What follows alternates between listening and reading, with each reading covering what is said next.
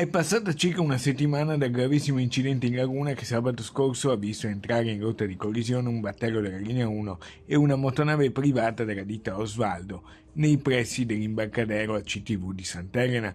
5 feriti, di cui una donna grave. Il direttore marittimo del Veneto, ammiraglio Filippo Marini, nonché comandante della Capitaneria di Porto di Venezia, fa il punto sull'inchiesta in corso. Il codice della navigazione prevede che debba essere avviata un'inchiesta iniziale ed eventualmente, in base alla conclusione di questa prima inchiesta, si può passare ad uno step successivo che è l'inchiesta formale. Quindi sono due momenti. È evidente che finché non terminerà questa inchiesta è imprudente, non è prudente anticipare qualche cosa. E poi parallelamente ci sono anche le comunicazioni che sono state fatte alla competente Procura della Repubblica. Ci sono dei tempi amministrativi sull'inchiesta sommaria, appunto, e noi li rispetteremo. Sotto l'albero di Natale, o al più tardi per l'inizio del 2025, arriva anche la conferma che si chiuderà un'altra vicenda che ha fatto molto discutere quest'estate: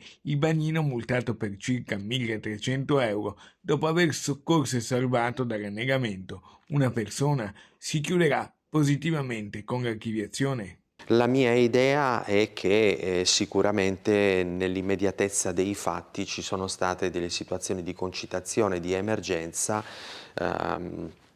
che probabilmente non hanno consentito con quella tempestività necessaria di fare le dovute comunicazioni, e questo elemento sarà un elemento che terrò profondamente in considerazione. Per archiviare. Beh, la finalità è quella dei procedimenti.